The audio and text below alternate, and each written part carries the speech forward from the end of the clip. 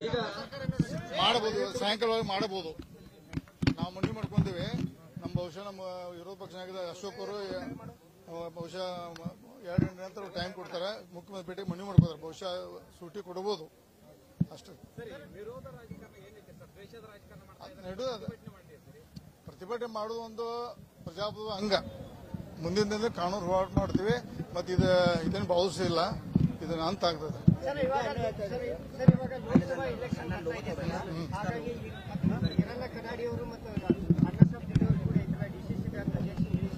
ರಮೇಶ್ ಕತ್ತಿ continue DCC bank ಅಧ್ಯಕ್ಷ.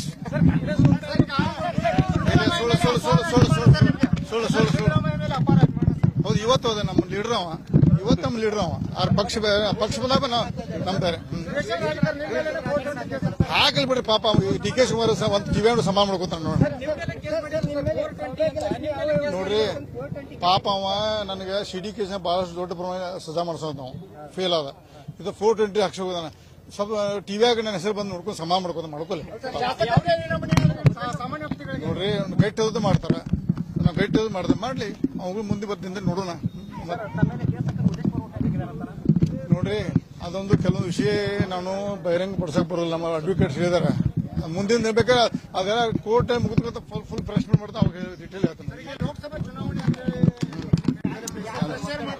ಇದು ಅವ್ರ ಅಪ್ಪ ಬಂದ್ರೆ ಬಿಡುದಿಲ್ಲ. ಡಿ ಕೆ ಶಿವಕುಮಾರ್ ಅಪ್ಪ ಅಂದ್ರೂ ನಾವು ಬಿಡುದಿಲ್ಲ.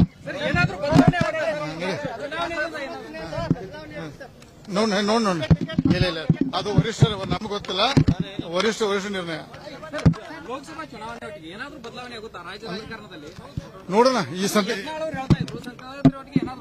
ನೋಡೋಣ. ಅದ್ರ ಬಗ್ಗೆ ನಾವು ಹೆಚ್ಚು ಮಾತಾಡಬಹುದಿಲ್ಲ. ನೋಡೋಣ, ಮುಂದಿನ ನೋಡೋಣ. ನಾವು ಅಖಂಡ ಕರ್ನಾಟಕ ಪ್ರೀತಿ ಮಾಡೋರು. ನಾವು ಮುಂದೆ ಅಖಂಡ ಕರ್ನಾಟಕ ಪ್ರೀತಿ ಕೊಟ್ಟು ಅದು ನಮ್ಮ ರಾಜ್ಯದಲ್ಲಿ ಕೊಟ್ಟಾರೆ, ಹೊರಗೆ ಕೊಟ್ಟಿಲ್ಲ. ಇಲ್ಲ ಅಖಂಡ ಮತ್ತೆ ಮುಂದಿನ ಬೇರೆ ವಿಷಯ ಬೇರೆದಾಗ ಕೊಡ್ತಾರೆ ಪಕ್ಷ. ನೋಡೋಣ.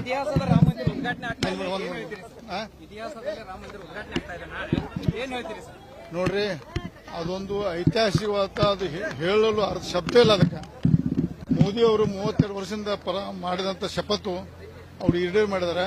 ಅದೊಂದು ರಾಮ ಮಂದಿರ ಇಡೀ ಜಗತ್ತಿನಲ್ಲೇ, ಇದು ಬರೀ ಭಾರತ ದೇಶ ಅಲ್ಲ, ಜಗತ್ತಿನಲ್ಲೇ ಇದೊಂದು ವಿಶೇಷವಾದಂತ ಸನ್ನಿವೇಶ. ಒಂದು ಒಳ್ಳೆಯ ಒಂದು ರಾಮ ಮಂದಿರದಿಂದ ಇಡೀ ಜಗತ್ತಿಗೆ ಒಂದು ಭಾರತದ ಉದಾಹರಣೆ.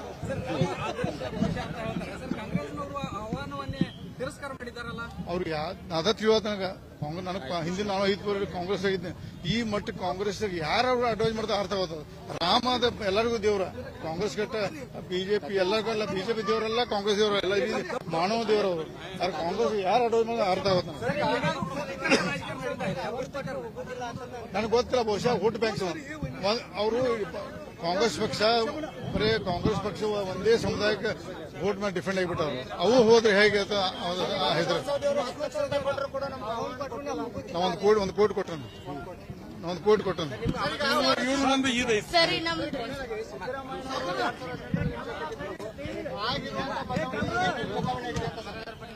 ಡಿ ಕೆ ಶಿವಕುಮಾರ್ ಅವನಿಂದ ದಿನನಿತ್ಯ ಆಡಳಿತದಲ್ಲಿ ಹಸ್ತಕ್ಷೇಪ ಮಾಡಿ ಕೆಲಸ ಮಾಡಕ್ಕೆ ಫ್ರೀ ಬಿಟ್ಟಿಲ್ಲ. ದಿನನಿತ್ಯ ಹೈಕಮಾಂಡ್ ಮುಖಾಂತರ ಪ್ರೆಷರ್ ತರೋದು. ಅವರು ಸಿದ್ದರಾಮಯ್ಯ ಫ್ರೀನೇ ಇಲ್ಲ. ಪಾಪ ಅವರು ಆಕ್ಚುಲಿ ಒಳ್ಳೆ ಮುಖ್ಯಮಂತ್ರಿ. ಅವ್ರು ಫ್ರೀ ಬಿಟ್ಟು ಒಳ್ಳೆ ಕೆಲಸ ಮಾಡ್ತಾರೆ. ಆದ್ರೆ ಅವ್ರಿಗೆ ಫ್ರೀನೇ ಇಲ್ಲ. ಡಿ ಕೆ ಶಿವಕುಮಾರ್ ಹೈಕಮಾಂಡ್ ಮಟ್ಟದಲ್ಲಿ ಬಹಳಷ್ಟು ಪ್ರಭಾವ ಬೀರಿ ಅಲ್ಲಿ ಏನೇನೋ ಮಾಡಿ ಅವರು ಸಿದ್ದರಾಮಯ್ಯ ಕೆಲಸ ಮಾಡುವಂತ ಸನ್ನಿವೇಶ ತಂದಾರ. ನೋಡೋಣ ಮುಂದಿನ